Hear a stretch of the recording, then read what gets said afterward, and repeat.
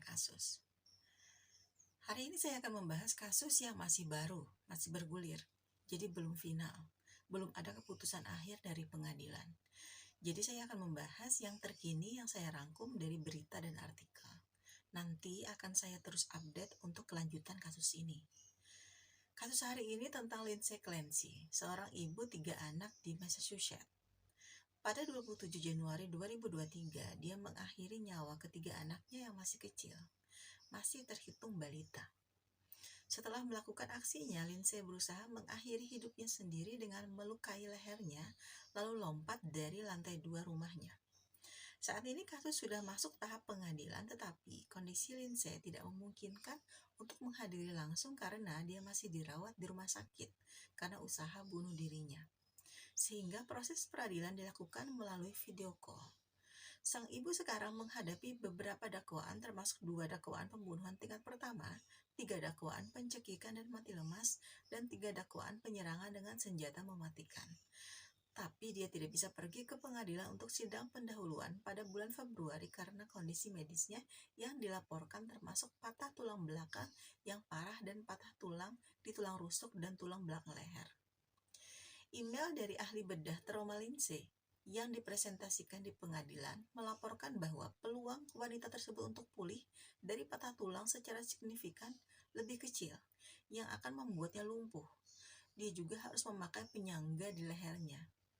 Sebelum Lindsay Clancy dituduh mengakhiri nyawa ketiga anaknya, kata suaminya, Lindsay mengalami salah satu hari terbaiknya setelah lama berjuang melawan kecemasan. Setelah anak-anaknya dicekik pada 24 Januari 2023 di rumah keluarganya di Massachusetts, Patrick Clancy mengatakan kepada polisi bahwa istrinya telah tersenyum dan bahagia pada hari sebelumnya, kata jaksa di pengadilan. Pada pagi hari pembunuhan, dia membawa putrinya Cora yang berusia 5 tahun ke dokter anak untuk membuat janji di mana anggota staf medis tidak melihat ada yang aneh tentang perilaku Lindsay Clancy, kata asisten jaksa wilayah Jennifer Sprague di pengadilan. Setelah mereka kembali ke rumah, dia membuat manusia salju dengan Cora dan Dawson yang berusia 3 tahun. Mengirim foto ke ibu dan suaminya, kata Sprague. Tetapi ketika Patrick Clancy meninggalkan rumah atas permintaan istrinya untuk mengambil obat dan makanan anak-anak, hari itu berubah menjadi mengerikan. Dia kembali ke rumah untuk menemukan istrinya terbaring di halaman belakang setelah berusaha untuk membunuh dirinya sendiri, kata Sprague. Panggilan 911 menangkap Patrick berteriak dan kaget setelah menemukan 3 anak kecil pasangan itu di ruang bawah tanah dicekik dengan pita latihan, kata Sprague. Cora dan Dawson dinyatakan meninggal di rumah sakit malam itu juga, sedangkan Callan yang berusia 8 bulan meninggal di rumah sakit 3 hari kemudian. Lindsay Clancy, 32 tahun, didakwa dengan 2 tuduhan pembunuhan dan 3 tuduhan mati lemas atau pencekikan. Pengakuan tidak bersalah diajukan atas namanya pada hari Selasa. Jaksa meminta pada hari Selasa agar dia ditahan tanpa jaminan. Mereka menolak klaim pengacara Lindsay bahwa Lindsay adalah zombie yang telah diberi obat antidepresan dan obat psikiatri lainnya secara berlebihan. Dia mencekik anak mereka masing-masing dan kemudian memastikan pita itu mencekik leher kecil mereka selama beberapa menit, kata Jennifer Sprague. Dia bisa berubah pikiran kapan saja selama itu, tapi dia tidak melakukannya. Pengacara pembela, Kevin Paddington, mengatakan kliennya lumpuh di bawah pinggang karena cedera tulang belakang dan patah punggung dan tulang rusuk yang dideritanya selama percobaan bunuh diri.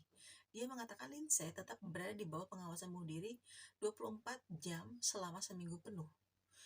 Lindsay sangat emosional, namun dia tidak dapat dan tidak mampu untuk mengungkapkan kebahagiaan atau kesedihan atau tangisan apapun, kata Paddington. Tapi emosinya diredam bahkan sebelum kematian, kata pengacaranya.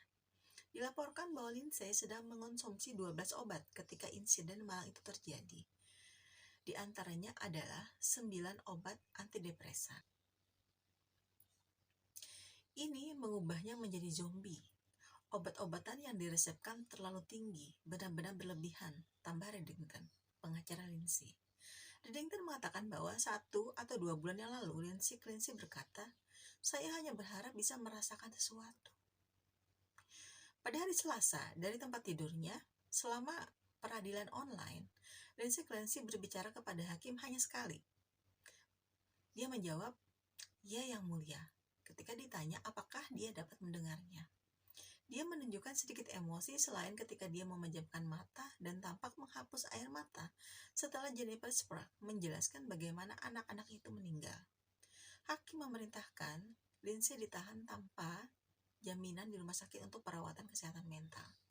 Ada kemungkinan dia bisa diperintahkan untuk dikurung di rumah, katakan Navan, menambahkan bahwa sidang akan diadakan sebelum itu bisa terjadi. Lindsay selanjutnya dijadwalkan di pengadilan pada 2 Mei 2023. Pengacara Lindsay Clancy dan jaksa penuntut mengatakan orang tua dan suaminya mengetahui apa yang digambarkan Reddington sebagai depresi yang memburuk dan pikiran buruk sang ibu sejak kelahiran putranya Kellen pada bulan Mei tahun lalu. Tetapi sementara Reddington berpendapat bahwa Lindsay menderita depresi pasca persalinan dan mungkin psikosis pasca persalinan, suatu kondisi langka di mana halusinasi dan delusi dapat mengubah kesadaran orang tentang realitas setelah melahirkan. Kadang-kadang mendorong mereka untuk menyakiti diri sendiri atau anak-anak mereka, kata jaksa. Dan si Clancy diberitahu dia tidak mengalami depresi pasca persalinan atau gejala apapun ketika dia mengevaluasi dirinya di Rumah Sakit Wanita dan Bayi Pusat Kesehatan Perilaku Wanita di Providence, Rhode Island tahun lalu. Dia didiagnosis dengan gangguan kecemasan umum, kata Jennifer Sprague. Sehari sebelum pembunuhan, Lindsay Clancy menulis catatan di teleponnya yang mengatakan dia memiliki perasaan kecemasan pasca persalinan untuk kembali bekerja, kata Jennifer Sprague.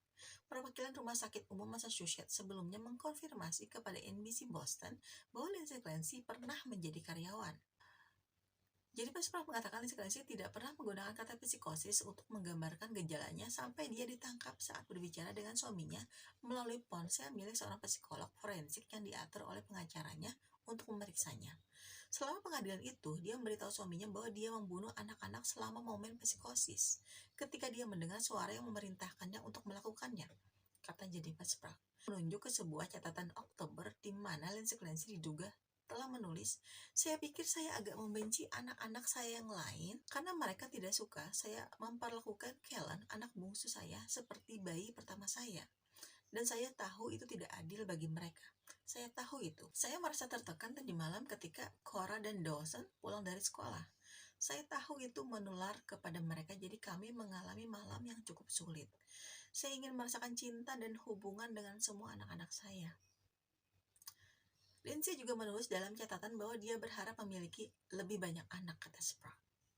Jaksa juga mengatakan bahwa 3 hari setelah kematian anak-anak tersebut, saat diintubasi, Lindsay Clancy diduga menulis catatan yang menanyakan, "Apakah saya memerlukan pengacara?"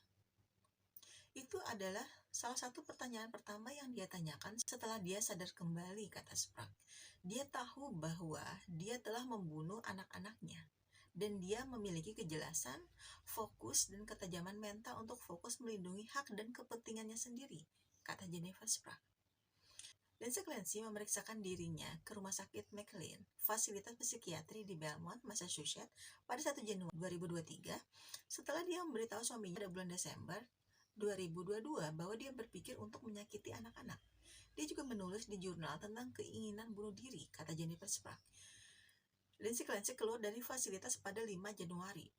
Setelah dia kembali ke rumah, dia tampak membaik, kata Patrick Clancy kepada polisi, mencatat bahwa dia tinggal sendirian dengan anak-anak, dan mengatakan kepadanya pada pertengahan Januari bahwa Lindsay tidak lagi memiliki pikiran untuk bunuh diri, kata jaksa penuntut.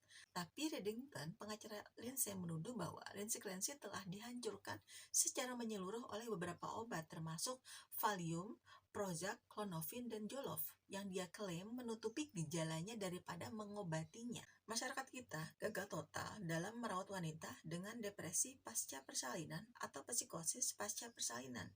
Ini obat, kata pengacara Lindsay di pengadilan. 50 anggota keluarga, teman, dan mantan kolega menyerahkan surat kepada hakim yang bersaksi tentang karakter Lindsay Clancy kepada pengacaranya. Ketika Reddington mengunjungi rumah keluarga Clancy baru-baru ini, dia menemukan vas keinginan dengan lusinan kertas kecil yang berbicara tentang keinginan Lindsay untuk kebahagiaan dan kesehatan untuk anak-anaknya, agar dia bisa hamil lagi, bahwa anak-anaknya akan bahagia, sehat, dan sukses. Ini bukan wanita yang punya alasan untuk menyakiti anak-anak yang tidak bersalah itu, kata pengacara Lindsay di pengadilan. Suami Lindsay, Patrick, juga menunjukkan dukungannya terhadap istrinya dan dilaporkan mengatakan setelah kejadian itu, Lindsay baru-baru ini digambarkan sebagian besar oleh orang-orang yang belum pernah bertemu dengannya dan tidak pernah tahu siapa Lindsay yang sebenarnya. Pernikahan kami luar biasa, dan secara diametris tumbuh lebih kuat karena kondisinya memburuk dengan cepat. Saya sangat bangga menjadi suaminya, seperti halnya saya menjadi seorang ayah, dan merasa sangat beruntung memilikinya dalam hidup saya. Dia senang menjadi perawat, tapi tidak ada yang menandingi cintanya yang kuat untuk anak-anak kami, dan dedikasinya untuk menjadi seorang ibu. Hanya itu yang dia inginkan. Semangatnya mengajari saya bagaimana menjadi ayah yang lebih baik. Saya ingin bertanya kepada Anda semua, apakah Anda merasa jauh di dalam diri Anda untuk memaafkan Lindsay seperti yang saya lakukan? Lindsay yang asli sangat mencintai dan peduli terhadap semua orang, tambah Patrick. Oke, secara medis, saya mengerti kondisi Lindsay, tapi yang memberatkannya adalah adanya catatan internet di mana Lindsay mencari mengenai obat-obatan untuk melukai anak-anaknya. Catatan itu rinci dan dilakukan dalam rentang waktu yang cukup lama sehingga kemungkinan hukuman diringankan sangat kecil karena catatan internet itu bisa menjadi bukti bahwa peristiwa itu sudah direncanakan dalam kurun waktu yang solid ya kawan-kawan. Segitu saja kasus Lindsay hari ini, akan saya update ke depannya. Terima kasih sudah mendengarkan sampai akhir. Bila menemukan kerabat atau orang terdekat yang memerlukan bantuan perawatan mental, jangan ragu menghubungi nomor kontak yang sudah disediakan berbagai layanan rumah sakit dan juga dari pemerintah.